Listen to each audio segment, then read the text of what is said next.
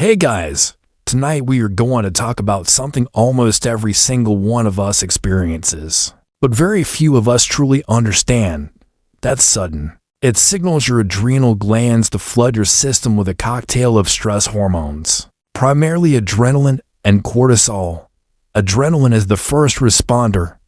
It's the immediate jolt. Your amygdala cannot tell the difference between a saber-toothed tiger and a critical email from your boss. It can distinguish between the threat of a physical attack and the social threat of being judged during a presentation. To your amygdala, a threat is a threat, a looming deadline, a difficult conversation, an angry comment on social media, or even just the imagined worst-case scenario. Your mind conjures up all of these can trigger the exact same life or death physiological response that was designed to save you from a predator. Your body is preparing for a physical battle that will never come. You're flooded with adrenaline and cortisol. Your heart is racing, your muscles are tense, and you're ready to run a marathon, all while you're just sitting at your desk, staring at a computer screen. This is the modern anxiety mismatch, a Paleolithic survival response in a digital, social world.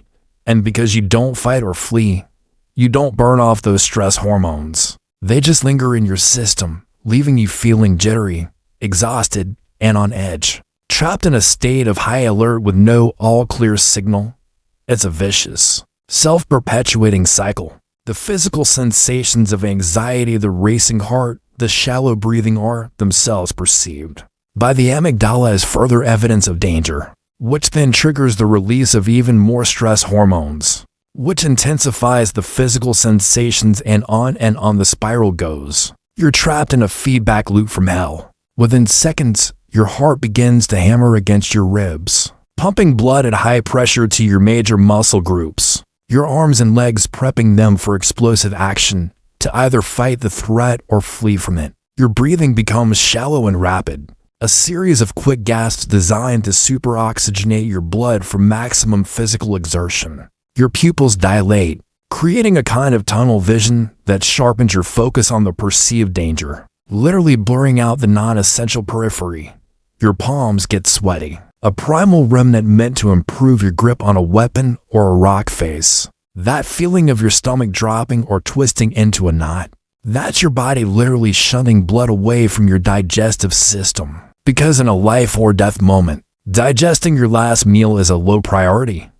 Overwhelming wave of anxiety. It mobilizes sugar and fat from your body stores, pouring fuel into your bloodstream to ensure you have the energy to sustain a prolonged state of emergency. Critically, cortisol also suppresses functions it deems non-essential for immediate survival, like your immune system, your reproductive drive, and, most importantly for our modern lives, the rational, complex thinking of your prefrontal cortex.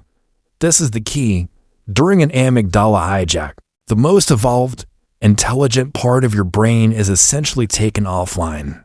The security guard has locked the CEO out of the boardroom. This is precisely why you can't think your way out of a panic attack. Trying to reason with yourself in that state is like trying to write a complex essay while a fire alarm is blaring in your ear and someone is screaming that the building is about to collapse. Your brain is not wired for logic in that moment. It is wired for survival. It's the jolt you feel from an unexpected email from your boss late at night.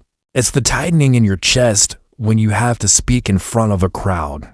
It's the mental spiral that can start from a tiny, insignificant worry and grow into a monster that keeps you awake at 3 a.m. We've all been told to just calm down, breathe, or think positive.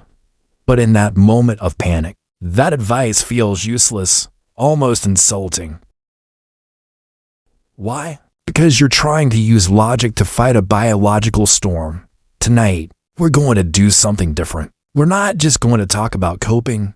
We're going to dive into the very wiring of your brain to understand what's happening.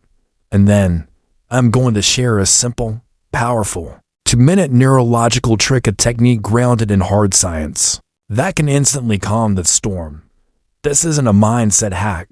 It's a physiological reset button. To understand how the fix works, you first have to understand the glitch.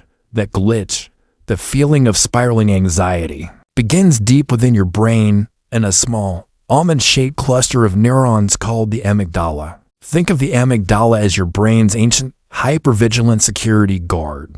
It evolved hundreds of thousands of years ago for one primary purpose: to keep you alive. Its job is to constantly scan your environment, everything you see, hear, and feel for threats. Back then, threats were simple and immediate: a predator in the bushes, the sound of a cracking branch in the dark, the shadow of a rival tribe. When the amygdala detected a potential threat, it didn't have time for a thoughtful debate. It had to act instantly. It had to sound the alarm. This alarm system is what neuroscientists call the amygdala hijack. It's a brilliant, life-saving mechanism that prioritizes speed over accuracy. Your amygdala receives sensory information and can trigger a full-body response before the more rational, logical part of your brain, the prefrontal cortex, even has a chance to process what's happening. The signal bypasses your conscious thought and goes straight to the panic button. When that panic button is pressed, the amygdala unleashes a chemical cascade designed for one thing: survival. While adrenaline is giving you that immediate, powerful surge, cortisol is the strategic backup. It's a slow-release hormone that keeps you on high alert.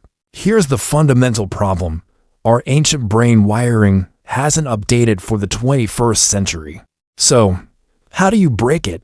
How do you signal to that ancient, nonverbal security guard that the threat is not real, that the alarm is a false one, and that it's safe to stand down?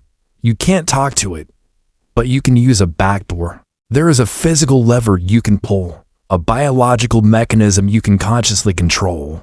That speaks directly to your nervous system in the only language it truly understands. It is because it directly manipulates the two key systems that your amygdala uses to gauge whether you are safe or in danger: your heart rate and the level of carbon dioxide in your blood. Let's break down the science. Running through your body is a massive nerve called the vagus nerve.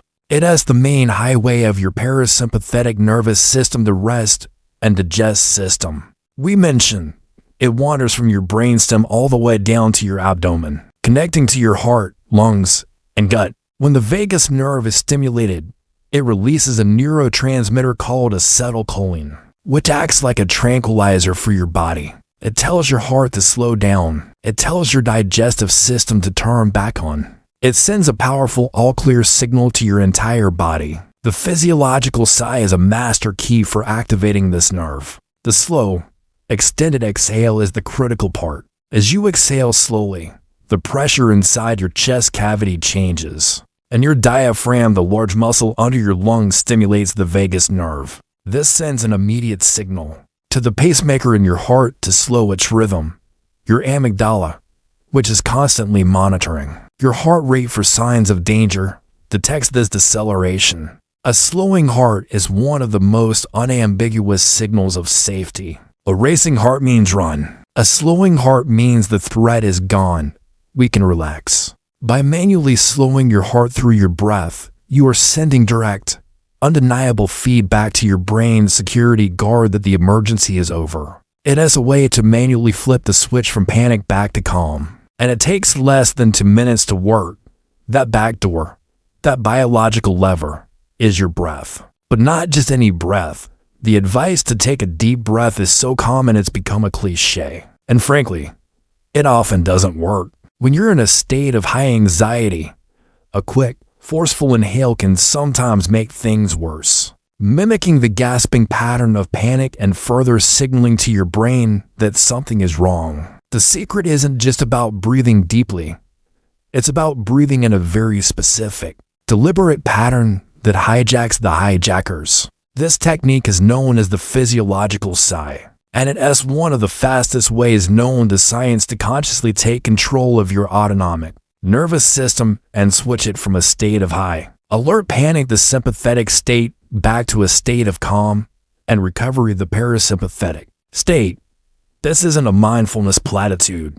It's a direct biomechanical intervention. It's a tool that has been studied by neuroscientists at institutions like Stanford, and it leverages a built-in feature of our biology that most of us don't even know we have. So, Here is the 2-minute trick. It consists of 2 or 3 cycles of the physiological sigh. Here's how you do one cycle. First, you take a long, deep inhale through your nose. Fill your lungs as much as you can. Now, when you feel like your lungs are completely full and you can't possibly take in any more air, you do something counterintuitive. You take another, shorter, sharper inhale through your nose on top of the first one.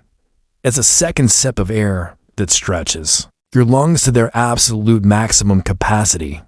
You've now taken the consecutive inhales without exhaling. Then, and this is the most important part, you exhale everything out as slowly and completely as possible through your mouth. Make the exhale significantly longer than the 2 inhales combined. A gentle, controlled, extended release of air until your lungs feel completely empty.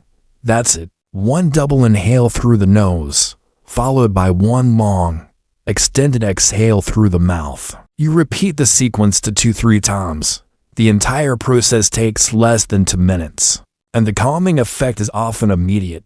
Why does this simple pattern work so powerfully? But that's only half of the magic. The other half happens deep inside your lungs. Your lungs are not just 2 big balloons. They are filled with hundreds of millions of tiny, delicate air sacs, called alveoli. The double inhale through the nose reinflates the alveoli, preparing your lungs for a massive, efficient gas exchange. Knowing the technique is one thing. Integrating it into your life so it becomes a reflexive tool is another. The real goal isn't just to have a fire extinguisher for when you're already engulfed in the flames of panic. The goal is to become a fire marshal for your own mind, spotting the smallest sparks of stress and anxiety and snuffing them out before they can ever grow into a blaze. This requires practice and strategic application. The beauty of the physiological sigh is its subtlety. You don't need a yoga mat or a quiet room. You can do it anywhere, anytime, without anyone even noticing. Let's walk through some real-world scenarios. Imagine you're in a meeting and your boss asks you an unexpected question you don't know the answer to. You feel that hot flush, that familiar jolt of panic as you pretend to gather your thoughts. Perhaps looking down at your notes, you perform one cycle, a slow, quiet double inhale through the nose, a long, silent exhale through your slightly parted lips. No one knows you've done anything but pause thoughtfully. But in those 5 to 10 seconds, you have sent a powerful wave of calm through your nervous system, allowing your prefrontal cortex, your rational brain, to come back online, so you can formulate a coherent response instead of just stammering. Then, the long, slow exhale through the mouth does 2 things simultaneously. It stimulates the vagus nerve to slow your heart rate, and it dumps a maximum amount of CO2 from your system. The classic amygdala hijack is in full swing. In the 2 minutes before you're called to the stage, you can run through 2 or 3 cycles of the physiological sigh. Inhale, inhale, long, slow exhale, repeat. You are manually lowering your heart rate, flushing out the CO2, and telling your ancient brain that despite the social pressure, there is no physical threat. You are not facing a predator. You are facing an audience. This allows you to walk on stage with a sense of groundedness and presence, rather than being a deer in the headlights. What about the nightly battle with insomnia, where your mind starts racing the moment your head hits the pillow as you lie there in the dark?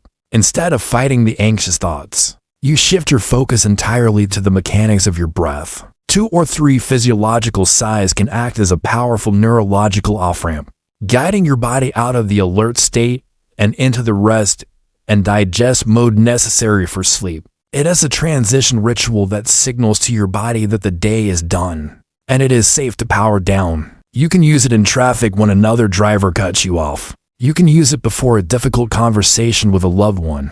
You can use it while reading a stressful news article. The key is to start associating the first prickle of anxiety with the action of the sigh. You are building a new habit, a new neural pathway. The trigger stress no longer has to lead to the old response panic spiral. Now, it can lead to a new response, a conscious, calming breath. You are hitting the biological cancel button on the anxiety response from 2 different angles at once. You're calming your heart and you're calming your brainstem. This dual-pronged attack is what makes the physiological sigh so much more effective than just taking a deep breath. You're not just hoping to feel calm. You are using the mechanics of your own body to force a state change. Repeating this 2 or 3 times solidifies the signal, ensuring that the message of safety overrides the lingering noise of the amygdala hijack. It's a conscious, deliberate act that puts you back in the driver's seat of your own nervous system. This isn't just a band-aid. While it is an incredibly effective tool for acute, in-the-moment panic, its true power emerges when you begin to use it consistently. It becomes more than just a reaction. It becomes a practice for rewriting your brain's default response to stress. This is where the crucial gas exchange happens, where oxygen enters your blood and carbon dioxide leaves it. When you are stressed or anxious, your breathing becomes shallow. Under this condition, many of these tiny alveoli can collapse or deflate, like tiny water balloons that have lost their air. This makes your breathing inefficient. You're not getting as much oxygen in, or, more importantly, as much carbon dioxide out with each breath. Your brain, particularly the brainstem, is exquisitely sensitive to levels of carbon dioxide in the blood. Rising CO2 is a primal alarm signal for suffocation. It screams danger at a level far more fundamental than any conscious thought. This is where the unique double inhale comes in. That second, sharp sip of air creates a back pressure that pops those collapsed alveoli back open, dramatically increasing the surface area of your lungs. You've just reinflated your entire respiratory system to its maximum efficiency. Now, when you perform the long, slow exhale, you are able to offload an enormous amount of carbon dioxide in one go. You are literally dumping the chemical panic signal from your bloodstream. By rapidly lowering the CO2 level, you are silencing one of the most potent alarms in your nervous system. You are telling your brainstem, we are not suffocating. We are safe. Stand down. So, let's put it all together. Now that you understand the what and the why, let's talk about the how and the when. Or consider the dread of public speaking. You're waiting in the wings, your heart pounding like a drum, your palms slick with sweat. This brings us to the most profound aspect of this practice, neuroplasticity. This is the brain's remarkable ability to reorganize itself, to form new neural connections throughout life. Every time you consciously choose to use the physiological sigh in response to a stressor, you are physically strengthening the neural pathway for calm and weakening the old default pathway for panic. Think of it like walking through a grassy field. The first time you walk a new path, it's difficult. You have to push the tall grass aside. This is your first attempt at using the sigh instead of spiraling. The old, well-trodden path of anxiety is much easier to follow. But if you walk the new path every single day, the grass begins to stay down. A trail forms. Over time, it becomes a clear, easy-to-follow dirt path. Eventually, it can become a paved road. Meanwhile, the old path of anxiety, no longer being used, slowly becomes overgrown with grass until it's barely visible. This is exactly what's happening in your brain on a microscopic level. You are actively remodeling your brain's architecture. You are training your amygdala to be less trigger-happy by consistently intervening and showing your brain, hey, this situation is not a life or death emergency. Your nervous system begins to learn. Its baseline level of arousal starts to lower. The threshold for what it takes to trigger a full-blown amygdala hijack gets higher. You're not just managing anxiety in the moment, you are building a more resilient, less reactive brain over the long term. This is the difference between coping and healing. Coping is finding ways to endure the storm. Healing is changing the climate so the storms happen less frequently and with less intensity. This simple, 2-minute technique is a tool for the healing. It empowers you by giving you direct, conscious control over a process that feels terrifyingly automatic. It bridges the gap between your conscious mind and your ancient physiology. Anxiety makes you feel powerless, like you are at the mercy of your own brain chemistry. The physiological sigh puts the power back in your hands, or more accurately, in your lungs. It's a reminder that you are not just a passenger in your body. you can take the wheel. So I encourage you, don't just remember this as an interesting piece of information. Practice it. Try it right now. Feel the shift. The next time you feel that familiar tightening in your chest, the first wave of worry, don't fight it with your thoughts. Greet it with your breath. Double inhale, long exhale. You have the ability to speak to your nervous system in its own language, the universal language of safety. And in doing so, you can begin to rewire your brain, one breath at a time, for a life of lasting calm.